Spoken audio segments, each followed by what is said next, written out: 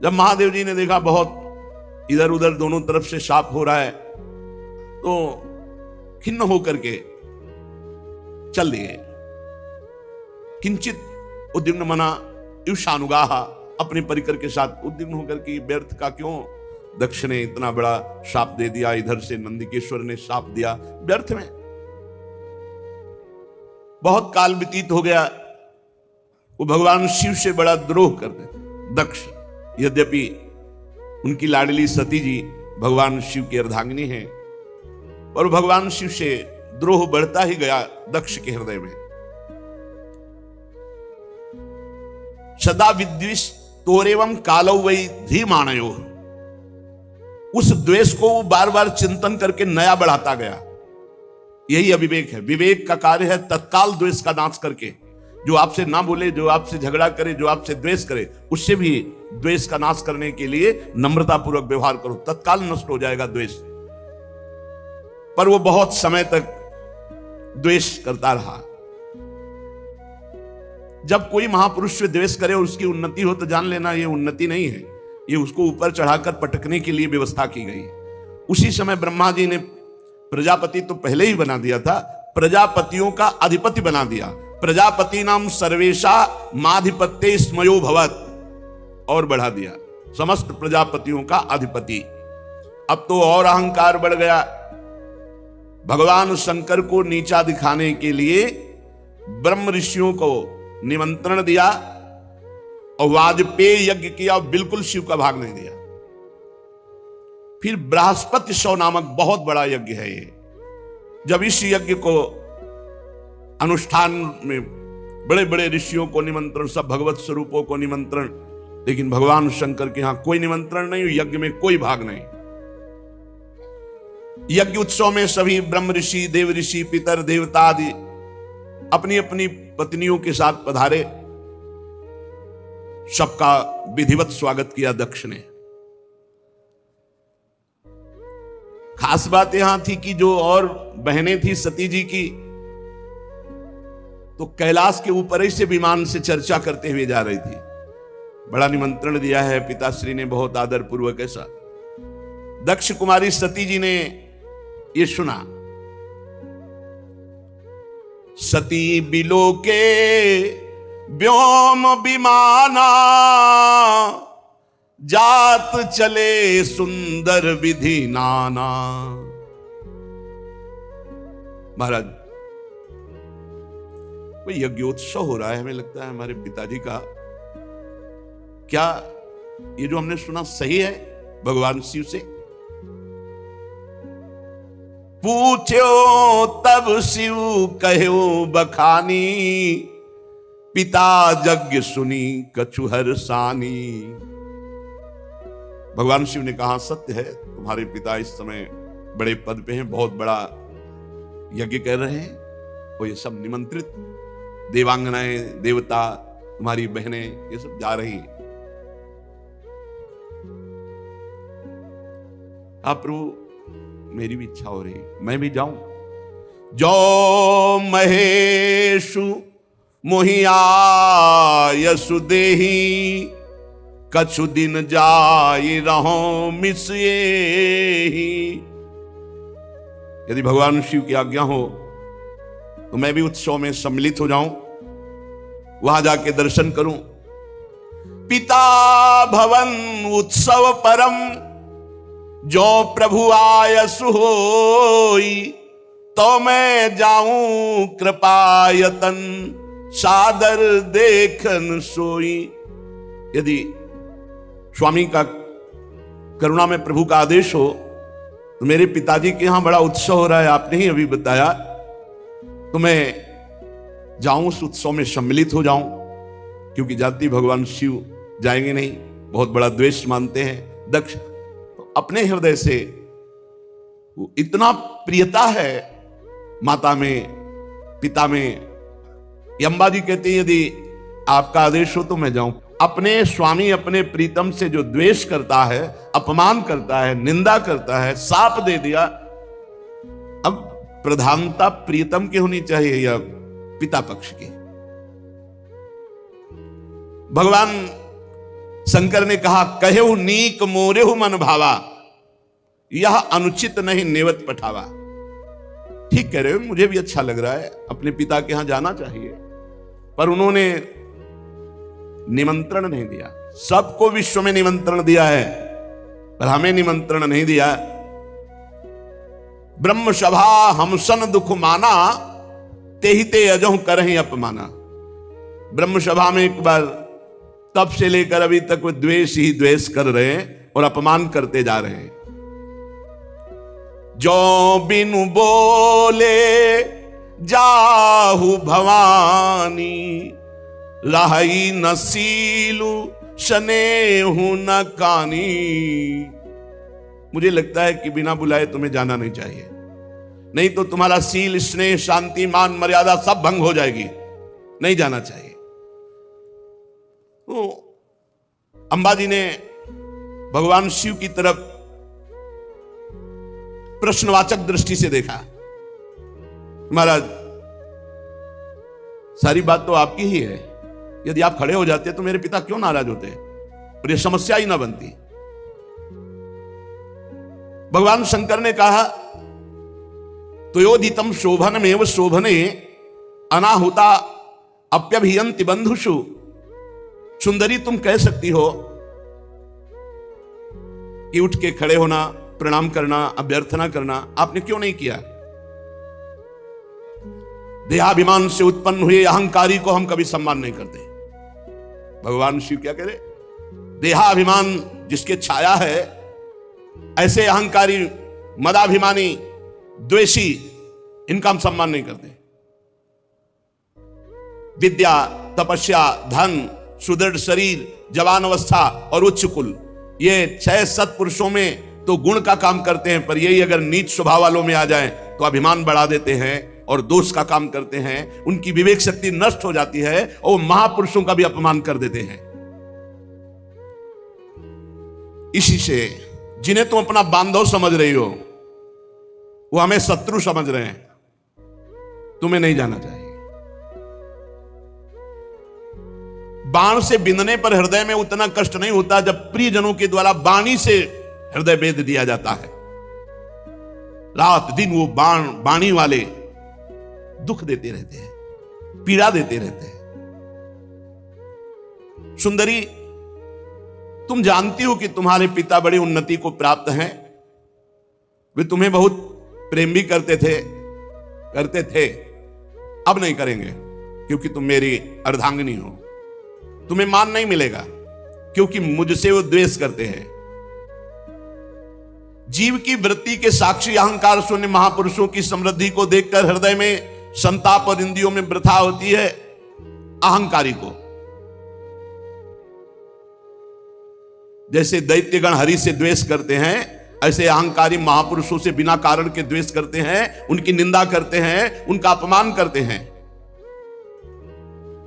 सुमध्य में सुंदरी, ये सम्मुख जाना, नम्रता दिखाना, खड़े होना, प्रणाम करना, ये लोक व्यवहार है। तत्वज्ञानियों के द्वारा ये सब नहीं होता। तत्वज्ञानी बहुत अच्छे ढंग से लोक व्यवहार का निर्वाह करते हैं। क्या?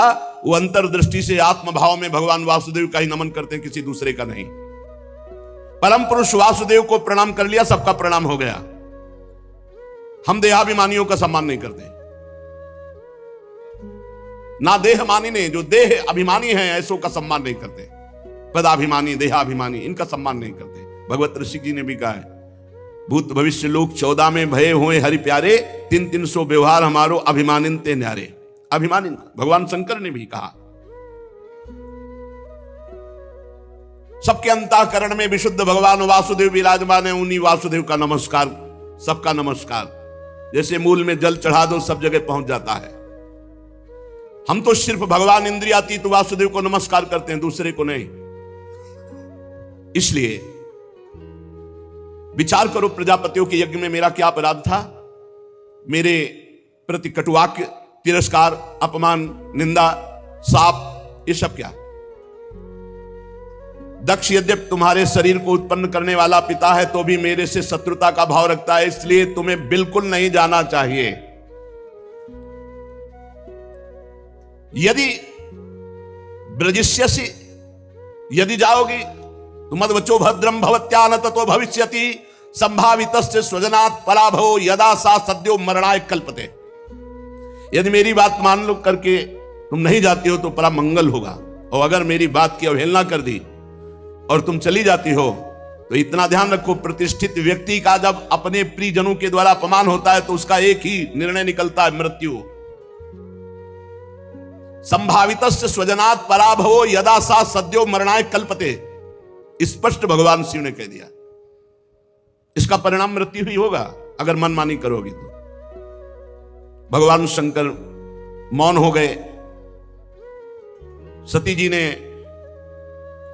फिर दृष्टि से देखा, इस बार थोड़ा रुद्र दृष्टि थी, प्रश्नवाचक दृष्टि थी। इस बार मानो प्रश्न था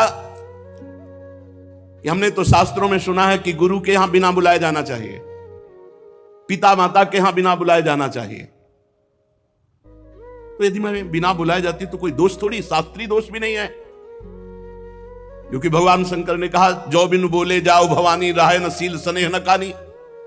तो सती जी ने मानो प्रश्न किया कि क्या अपने पिता माता के पास बिना बुलाए जाना कोई दोष है? गुरु जी के यहां निमंत्रण ना मिलने पर भी जाना चाहिए, यही मर्यादा है।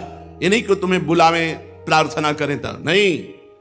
जदपि मित्र प्रभु पितु गुरु गेहा, जाई बिनु बोले हूं न संदेहा। भगवान शिव ने कहा प्राण प्यारा मित्र बिना बुलाए जाना चाहिए, इष्ट देव के यहां, स्वामी के यहां बिना बुलाए जाना चाहिए, गुरुदेव के यहां बिना बुलाए, और माता पिता के यहां। ये 4 जगह है जहां निमंत्रण की परवाह नहीं की जाती। परम प्राण प्रिय मित्र, स्वामी का गृह और गुरुदेव और माता पिता। भगवान शंकर ने कहा ठीक सिद्धांत है ये, पर तदपि विरोध मान जहां कोई, तहां गए कल्याण न होई। यदि मित्र द्रोह रखता है तो नहीं जाना चाहिए, यदि माता पिता द्वेष रखते हैं तो नहीं जाना चाहिए, यदि गुरु की इच्छा है कि तुम ना हो तो फिर नहीं जाना चाहिए, यदि स्वामी की इच्छा है कि तुम हमारी दृष्टि में ना पड़ो तो नहीं जाना चाहिए। तदपि विरोध मान जहां कोई, तहां गए कल्याण न होई। भगवान शिव ने कहा वहां नहीं जाना चाहिए। भांति अनेक शंभु समुझावा, भावी बस न ज्ञान उर आवा। भगवान शंकर बहुत प्रकार से समझा रहे हैं, लेकिन अंबा जी को भगवान शंकर की सीख इस समय अच्छी नहीं लग रही। क्यों? क्योंकि ममत्व जोर कस गया। माता पिता बहनों का प्यार बड़ा उत्सव है, सबसे मिलेंगी, ये जोर कस गया तो आद्य गुरु भगवान शंकर प्राण प्रीतम है, उनकी बात अच्छी नहीं लगी। खड़ी हो गई सती जी और अपने परिवार के जनों के दर्शन की इच्छा से कैलाश से चल पड़ी। फिर लौट आती है, फिर भगवान शंकर को देखती है, फिर चल पड़ती है, फिर लौट आती है। इस प्रकार कई बार ऐसी दुविधामयी स्थिति हुई। बंधुजनों की प्रबल मिलने की इच्छा और महादेव जी नाराज ना हो जाए, ये ऐसी दुविधा दुचित स्थिति आ गई। बार बार निकलना, बार बार वापस आना। आखिरी बार भगवान की शंकर की तरफ रोष दृष्टि से देखा, कांपने लगा शरीर सती जी का, और ऐसा लगा मानो भस्म कर देंगी। ततो विनिः स्वस्य सती विहाय तम शोकेन रोषेण च दूयता हृदा। शोक क्रोध चित्त को बेचैन कर दिया और भगवान शंकर की तरफ रुद्र दृष्टि से देखा। आखिरकार जिन भगवान शिव ने अपना अर्धांग उनको बनाया, उनको छोड़कर वो लंबी लंबी सांस लेती हुई माता पिता के घर की तरफ चल पड़ी। जब देखा महादेव जी ने कि अब सती जी तो रुकेंगे ही नहीं, तो कई हजार रुद्रगणों को आदेश किया और अपने निजी वाहन वृषभराज नंदकेश्वर को आदेश किया, जाओ तुरंत जाओ। हजारों भगवान शिव के पार्षद माताजी से विनय की कि वाहन पर विराजमान हो। अपने वाहन पर नहीं माताजी जा रही, भगवान शिव के वाहन नंदकेश्वर वृषभराज पर विराजमान हुई। मैना, पक्षी, गेंद, दर्पण, जितना सामग्री श्रृंगार की, श्वेत छत्र, चंवर, माला, राजचिन्ह, दुंदुभी, शंख, बांसुरी और हजारों की संख्या में शिव पार्षद आसपास से, ये भगवान शिव ने अपनी तरफ से। माताजी आखिरी बार तो बहुत रुद्र दृष्टि देख करके गई। अब जब सेवकों के साथ यज्ञशाला में प्रवेश किया तो वहां ब्राह्मण लोग वेद ध्वनि उच्च स्वर से होड़ लगी हुई थी। देखा स्वर्ण, डाब, चर्म आदि के जो मिट्टी, काठ आदि के पात्र, अलग अलग सब देवताओं का भाग, सबकी व्यवस्था, लेकिन पूरी यज्ञ में कहीं भी भगवान शंकर का कोई स्थान नहीं, कोई भाग नहीं।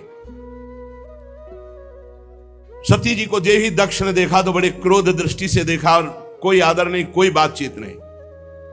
सती जी ने देखा, अरे मेरे प्रीतम का कहीं यज्ञ में कोई भाग नहीं और ये पिता होकर मेरे साथ ऐसा बर्ताव। बहनें जो बड़ी मुस्कुराती हुई एक उपहास जनित ऐसे, निमंत्रण तो गया होगा आपके पास। सती जी हमारे पास, हमारे लिए तो वाहन भी गया था, व्यवस्था भी गई थी। अच्छा भले आ गए, उपहास। केवल एकमात्र सती जी की माता वो सहृदय प्रेम से मिली।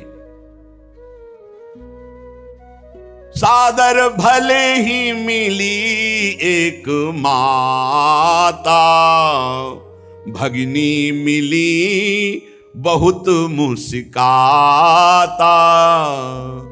दक्षिण कछु पूछी कुशलाता, सती बिलो की जरे सब गाता। सती जाई देख्यू जब जागा, कतहु न दीख शंभु कर भागा। तब चित चढ़े जो शंकर कहेऊ, प्रभु अपमान समुझी उर दहेऊ। सती जी ने देखा कि बहनें मुस्कुरा करके मिल रही हैं, पिता तो देखते ही जल गया और भगवान शंकर का कहीं कोई भाग नहीं। बहुत क्रोध आया, मानो संपूर्ण लोगों को अंबा भस्म कर देंगी। दक्ष की तरफ देखकर कहा, कर्म मार्ग के अभ्यास में घमंडी शिव जी से द्वेष करता है। तब तक मर्यादा रहती जब तक इष्ट पर प्रहार न हो। अगर इष्ट के संबंध पर प्रहार हो तो जैसे पिताश्री कह के बात करने वाले प्रहलाद जी ने दैत्यराज कह के बात किया, ऐसे का कर्म मार्ग के अभ्यास में लगा हुआ घमंडी तो भगवान शिव से दोह करता है। लड़खड़ा रही थी क्रोध में वाणी अंबा जी की, तू पिता है क्या? तू जानता है भगवान शंकर से बड़ा कोई इस सृष्टि में है? नायस्य लोके स्त्यतिसायनः प्रियस तथा प्रियो देह भृताम प्रियात्मना, तस्मिन् समस्तात्मनि मुक्त वैरिके रीते भवंतम कतमः प्रतीपयेत। तू जानता है जिनका न कोई प्रिय है ना प्रिय है, सदैव अपने आत्म स्वरूप में निमग्न रहते हैं, उनसे वैर किया तूने। सर्व कारण परम ईश्वर भगवान शिव से तेरे जैसा घमंडी और कौन हो सकता है जो वैर करे? ब्राह्मणों, तुम लोग दोष देख रहे हो फिर भी यज्ञ करा रहे हो। साधारण पुरुष ऐसा नहीं कर सकता। जिस यज्ञ में भगवान शिव का भाग नहीं दिया गया, अहंकार पूर्वक करता है, वो यज्ञ कैसा? इसका मतलब तुम सब दंड के भागी बनोगे। खेद है। महापुरुषों का अपराध जिस सभा में होता है और सभा सहती पूरी सभा को दंड भोगना पड़ता है, पूरी सभा को। जो दुष्ट मनुष्य स्वरूप इस शरीर को आत्मा मानता है और भगवान शिव से या महापुरुषों से द्रोह करता है, निंदा करता है, उसका सर्वनाश निश्चित होता है। महापुरुष नहीं करते कुछ, उनकी चेष्टा पर ध्यान भी नहीं देते, परंतु उनके चरणों की धूल उस महान अपराधी को भस्म कर देती, नष्ट कर देती है। महापुरुषों की निंदा जैसा जघन्य कार्य इन देहाभिमानी को ही शोभित होता है। शिव, ये दो अक्षर एक बार जिसकी मुख से निकल जाए तत्काल समस्त पापों का नाश करके परम पद प्रदान कर देते हैं। शिव, भगवान शंकर की आज्ञा का कोई उल्लंघन त्रिभुवन में कर सके?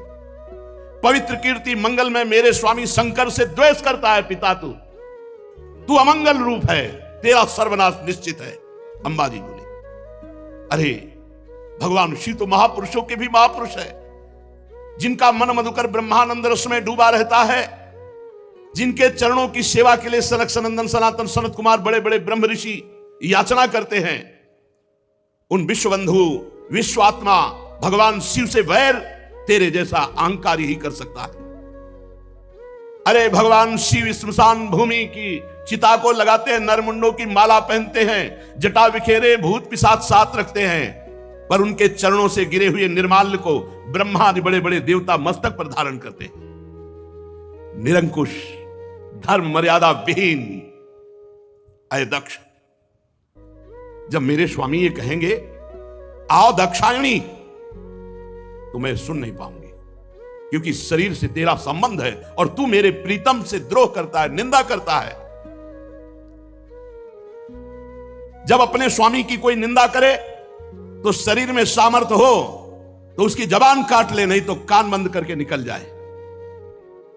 अंबाजी कह रहे, करुणों पिधाय निर्याद्यत कल्प ईशे धर्मा वितर श्रणभीर नभिरस्य माने छिंदात प्रसई रुसती मसतीम प्रभुश्चे जिभ्याम। या तो कान में अंगुली डाल करके सभा से निकल जाए और या उसकी जबान काट दे जो अपने इष्ट की अपने स्वामी की निंदा कर रहा हो। बकवाद करने वाली अमंगल रूप दुष्ट जिभ्या को काट डाले। दोनों इस समय में नहीं कर सकती, ना कान में अंगुली डाल के यहां से जा सकती हूं और ना तेरी जबान काट सकती हूं, इसलिए मैं अपने प्राण तो दे सकती हूं। सती जी ने कहा, भगवान नीलकंठ शिव की निंदा करने वाले, तेरे से शरीर संबंध रखता है कि तू पिता कहलाता है इस शरीर का। तो जैसे कोई भूल से गंदी वस्तु खा ली जाए तो उसे वमन किया जाता है, ऐसे भूल से मैं तेरे यहां पुत्री हुई हूं आकर, और तू मेरे प्रीतम का द्रोही है, इसलिए मैं इस शरीर को नहीं रखूंगी, क्योंकि शरीर तेरे से संबंध रखता है। महामुनि जिनके चरणों का आश्रय लेकर स्वरूप में रमण करते हैं, जो विधि निषेध से परे तत्व हैं, उन प्रभु शिव की अवहेलना। अरे अज्ञानी, तुझे पता नहीं मेरे प्रीतम शिव क्या है। पिताजी, यदि तू ये नहीं जानते हो कि भगवान शंकर परब्रह्म परमात्मा हैं, तो हमारा ऐश्वर्य भी तुम नहीं जान सकते हो। हमारा ऐश्वर्य सिर्फ आत्मज्ञानी महापुरुष जानते हैं, क्योंकि भगवान शिव सदैव वट वृक्ष के नीचे रहते हैं। चिता की राख, मुंडों की माला, चंद्रमा मस्तक पर, गंगा जी जटाओं पर, हर समय ध्यानस्थ या भगवत चर्चा परायण, कोई लौकिक सामग्री नहीं, और जो झुका उसे विश्व बंदनी बना दिया, महाऐश्वर्य में बना दिया। सती जी कहती, पिताजी हमारा ऐश्वर्य अव्यक्त है, आत्मज्ञानी ब्रह्मबोध संपन्न महापुरुष हमारा ऐश्वर्य जान सकते हैं, तुम्हारे जैसे देहाभिमानी नहीं। ये यज्ञशालाओं में यज्ञान से तृप्त होकर प्राण पोषण करने वाले एक कर्मठी देवता या तुम्हारे जैसे यज्ञ करता मेरे स्वामी के वैभव को नहीं जान सकते। भगवान शंकर का अपराध करने वाले अपराधी आपके इस शरीर से उत्पन्न हुए निंदनीय देह को अब एक क्षण मुझे नहीं रखना। लज्जा आती ही मुझे इस शरीर पर कि मैं दक्ष पुत्री हूं। मेरे प्राण प्रीतम शिव का अपराध करने वाले, तुझे धिक्कार, और तेरी पुत्री कहलाने वाले शरीर को धिक्कार। अगर मैं वापस जाती हूं, भगवान शिव कहेंगे आओ दाक्षायणी, दक्ष पुत्री आओ,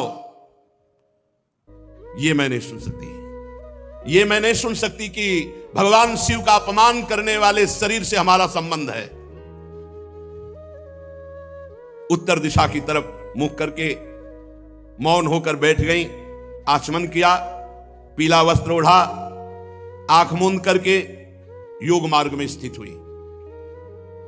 तत्काल आसन बांधकर प्राणायाम, प्राणवायु को नाभि चक्र का भेदन करते हुए उदान वायु को नाभि चक्र से ऊपर उठा करके अनिंदिता महामहिमामयी सती हृदय स्थित वायु को कंठ मार्ग से भ्रकुटी के बीच में लाकर और सबके परम पूजनीय अपने प्राण प्रीतम भगवान शंकर का ध्यान, और ध्यान करते हुए अंदर से मांगा, बार बार मेरा जन्म हो और मेरे पति जगत गुरु भगवान शंकर हो।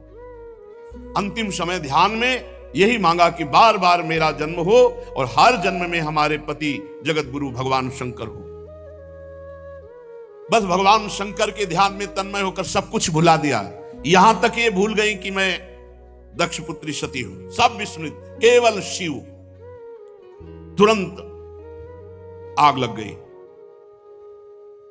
चरणों से लेकर पूरे शरीर में आग लग गई। भगवान शिव के चिंतन में तन्मय और अपने प्राण त्यागने की जे भी धारणा की तो योगाग्नि प्रकट हो गई अंबा जी के शरीर में। हाहाकार मच गया, पूरे शरीर में दिव्य आग। समस्त देवता जो यज्ञ में सब कोलाहल मच गया, भागे सब इधर उधर भागे कि अब तो आतंक हो जाएगा, अब तो सर्वनाश का खेल होगा। क्योंकि सती जी ने शरीर छोड़ दिया तो ये रुद्रगण कैसे किसी को चैन से रहने देंगे। जो बड़े बड़े याज्ञ थे उन्होंने कहा, अरे ये दक्ष के दुर्व्यवहार से कुपित होकर देवादिदेव महादेव की प्रिया सती ने अपने शरीर को त्याग दिया। अरे देखो, सारे चराचर के जीव इस दक्ष प्रजापति की संतान है, फिर भी ये कैसा दुष्ट है। अपनी पुत्री शुद्ध हृदया सती का आदर नहीं किया, भगवान शिव का ऐसा निरादर किया कि उसने प्राण त्याग दिया। बड़ी सब बातें होने लगी।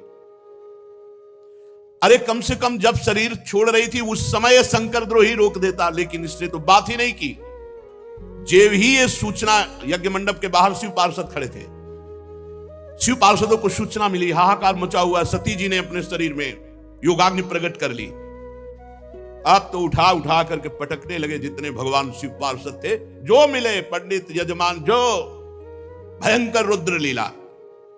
महाराज सर्व समर्थ भृगु जी ने देखा यज्ञ में तो विघ्न डाल दिया, तो उन्होंने अपहृतम रक्ष इस मंत्र का उच्चारण करके जय स्वाहा दक्षिणाग्नि में आहुति दी, तो रिभु नाम के महान बलवान देवता प्रकट हुए तत्काल मंत्र के बल से, और बड़े तेजों में ब्रह्म तेज से संपन्न।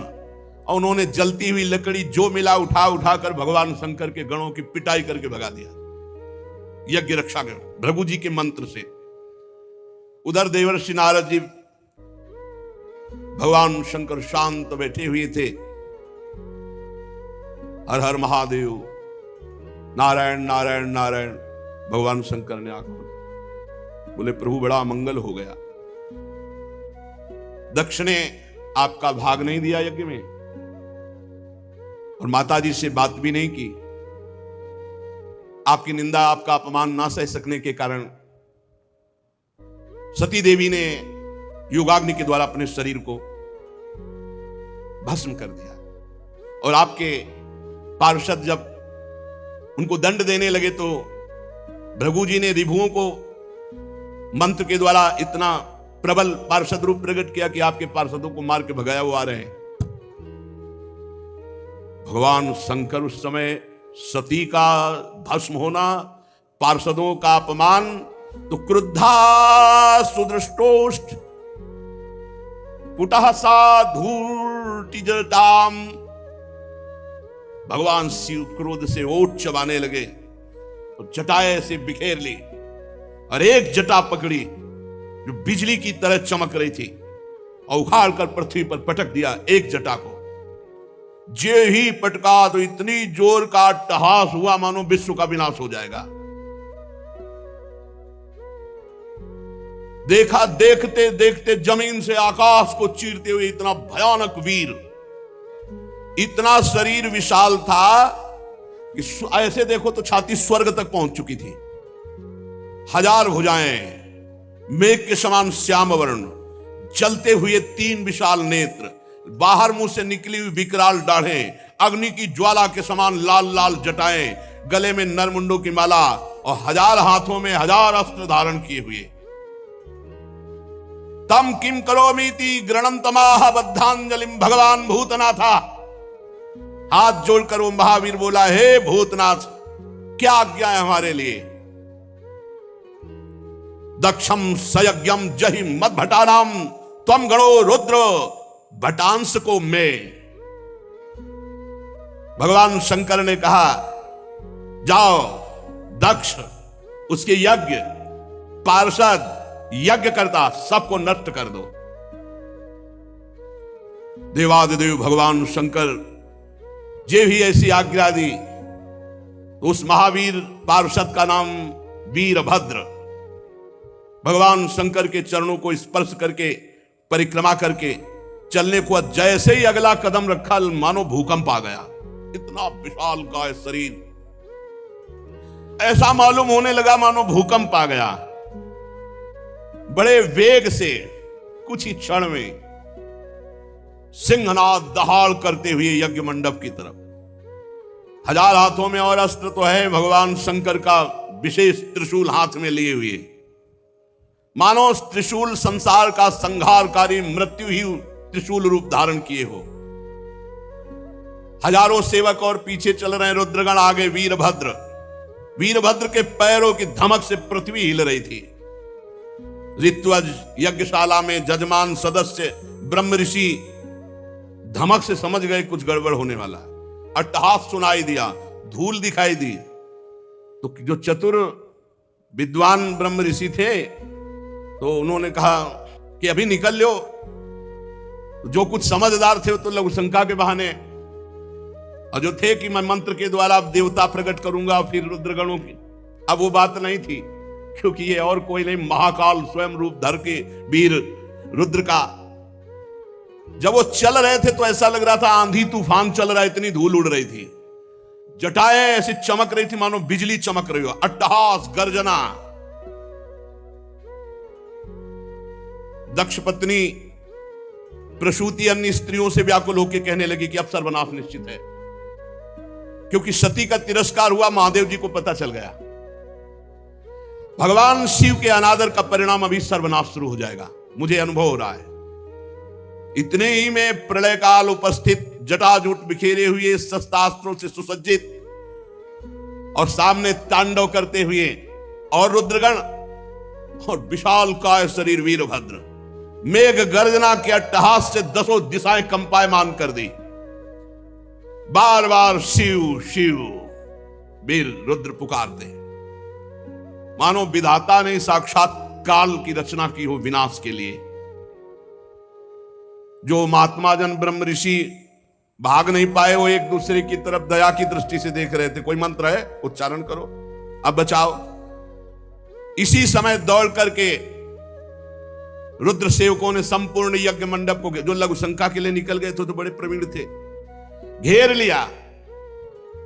और भगवान शिव के जो गण हैं, किसी का मुख मगरमच्छ जैसा, कोई भूरे रंग का, कोई बौना, कोई कैसे कैसे भगवान शिव के गण हैं। जितने वहां थे, किसी को मुख में डाला, किसी को मसला, किसी को काटा, किसी को मारा, वहां हाहाकार मचा। किसी ने यज्ञशाला के खंभों को तोड़ दिया, किसी ने यज्ञ के पश्चिम भाग को नष्ट कर दिया, किसी ने सभा मंडप को, किसी ने उत्तर भाग को, किसी ने यजमान गृह को, किसी ने पाकशाला को, किसी ने यज्ञ के पात्र जो देवताओं के भोग, लघुशंका का यज्ञ नष्ट हो, दक्ष नष्ट हो और संपूर्ण सभा को दंड मिले, यह भगवान शिव का आदेश है। जो अग्नि आग घी से तृप्त चल, लघुशंका, पेशाब, हर देवता को दंड मिल रहा है। यहां भगवान शिव का तांडव शुरू। जुर्जुर यज्ञ पात्राणि तथैके गाग्नीन नाशयन कुंडेषु मूत्रयन केचित दुर्वेद मेखला। कोई यज्ञ कुंड में पेशाब कर रहा है, कोई वेदिक जो मंत्रों से मेखला सूत्रों से सुरक्षित रखा गया तोड़ दिया। कोई भी अग्नि वहां सुरक्षित नहीं थी जिसमें लघुशंका न की, सब बुझा दी। जो बड़े बड़े ऋषि शुरुआत लिए थे, पकड़ पकड़ के दाढ़ी मार पिटाई दक्ष ने। भगदड़ मच गई पूरी यज्ञशाला में। जो देवता भागे उठा के पटक दिया। मणिमान जी ने भृगु जी को, जो देवता विभू प्रकट किए थे, बांध लिया, उठा के पटक दिया और छाती में धर करके चरण की दाढ़ी उखाड़ी। चंडीस ने पूखा को जब साप दे रहे थे ना, देखते तो हंस रहे थे। जब सती जी नाराज होकर बोल रही थी तब हंस रहे थे। तो चंडीस ने पहला घूंसा मारा कि 32 उनके बाहर निकले आए, जो पूषा देवता थे। नंदीश्वर ने भग देवता को पकड़ा, हो आंख दिखा दिखा के दोनों आंखें फोड़ दी। वीरभद्र ने प्रजापति दक्ष को ऐसे जैसे बाज अपने पंजे में पकड़ लेता छोटे पक्षी को, ऐसे दक्ष प्रजापति को पकड़ा। भगवान शंकर के रुद्रों की जो सेना थी, भयंकर लीला शुरू हुई। बड़े बड़े देवता को गिरा के मार पत्थर कुचल रहे हैं। जितने ऋत्वा सदस्य देवता जितने आए हुए निमंत्रण में थे, कोई ऐसा नहीं जिसको पीटा ना हो, जिसके अंग भंग ना हो गए। भगदड़ मच गई पूरी, किसी को भागने नहीं दिया, आसपास से घेरे हुए। भृगु जी शुरुआ हाथ में लिए थे। वीरभद्र का बड़ी लंबी दाढ़ी उखाड़ ली। जो प्रजापति ऐसे मुझ छठे हुए सब बैठे थे, महादेव जी के पार्षदों ने मुझ उखाड़ ली, किसी की दाढ़ी उखाड़ ली, दांत तोड़ दिए, आंख फोड़ दिए। भारी देवादिदेव महादेव जी के पार्षद इस समय न कोई मंत्र काम कर रहा है, ब्रह्म ऋषियों का न साप काम कर रहा है कि जाओ कुछ नहीं, जल लिए रहो हाथ में, कुछ नहीं। ये शिव प्रताप है। महादेव जी के जो कटु वचन सुन रहे थे कानों में, काने छेद दिए। जो हंस रहे थे दांत तोड़ दिए। वीरभद्र उठा के पटक दिया दक्ष को, छाती पे घुटना रखा। पर मंत्रों से इतना सुदृढ़ यजमान को कर दिया गया था कि काल भी नहीं मार सकता अस्त्र के द्वारा। अब एक विशेष तलवार से उन्होंने, लेकिन खरोच भी नहीं लगी दक्ष के गले में। हर शस्त्र का प्रयोग किया वीरभद्र ने, लेकिन मंत्रों के बल से जजमान सुरक्षित थे। दक्ष का एक रोम भी नहीं काट पाए। तब वीरभद्र ने कहा जरूरत ही नहीं अस्त्र की, धरालाद और पकड़ के खोपड़ी ऐसे ऐठ करके, वैसे किसी अस्त्र से नहीं काटा। ले तुम्हारे मंत्र काम। सब मंत्रों को ऐठ करके खोपड़ी और जो पूर्णाहुति जैसे होती है ऐसे यज्ञशाला में झोंक दिया दक्ष की खोपड़ी को। यजमान दक्ष का धड़ लेकर के यज्ञाग्नि में, भूत प्रेत पिशाच तांडव कर रहे हैं यज्ञ में। हाहाकार मच गया। वीरभद्र ने संपूर्ण यज्ञ को विध्वंस कर दिया, कोई सुरक्षित नहीं, सब नष्ट भ्रष्ट किया और क्षण में कैलाश वापस। भगवान शिव को प्रणाम किया और कहा प्रभु जैसा आपने आज्ञा की थी वैसा ही हुआ।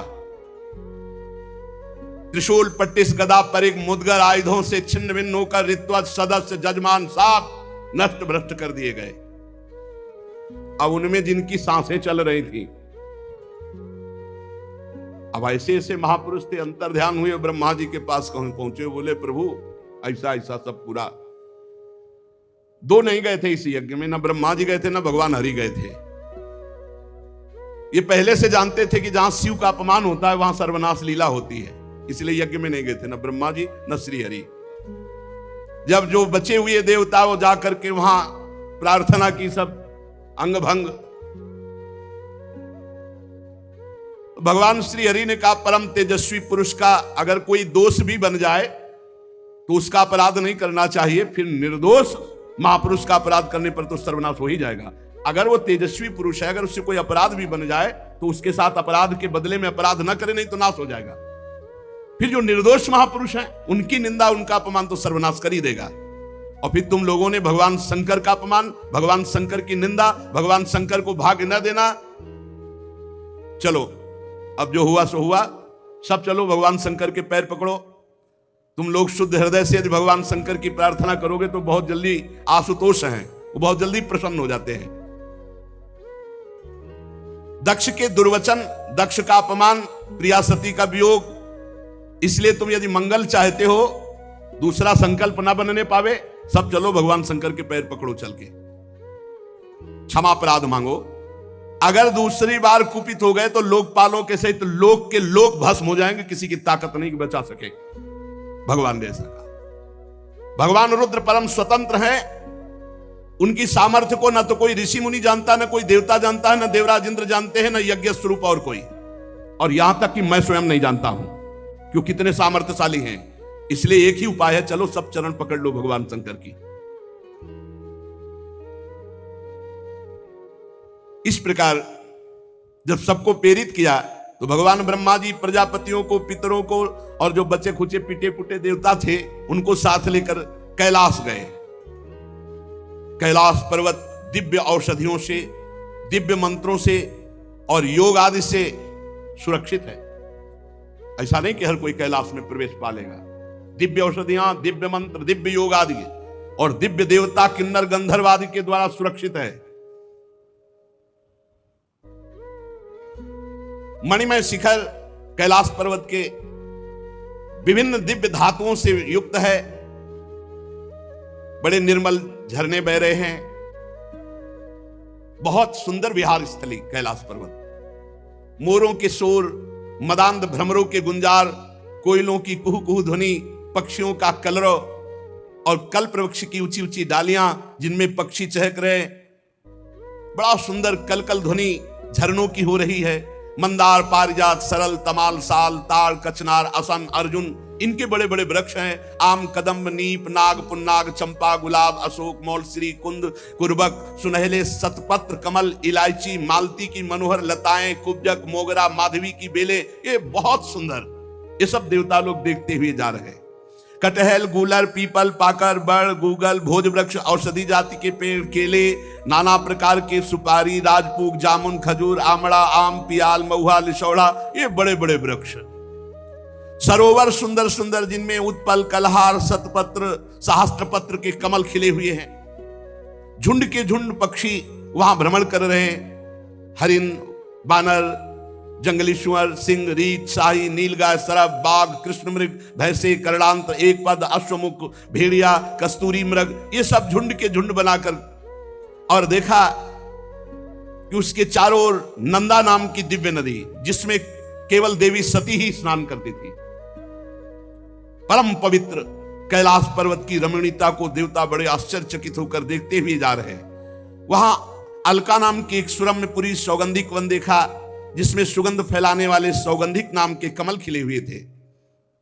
नंदा और अलकनंदा नाम की दो नदियां कैलाश के आसपास। तीर्थपाद श्री हरि के चरण रज के संयोग से अत्यंत पवित्र अलकनंदा, देवगंगा। अलकापुरी चांदी, सोने, बहुमूल्य मणियों, सैकड़ों विमानों से छाए। इसके बाद जैसे बिजली चमकती है, ऐसे तेजोमय शिखर कैलाश के।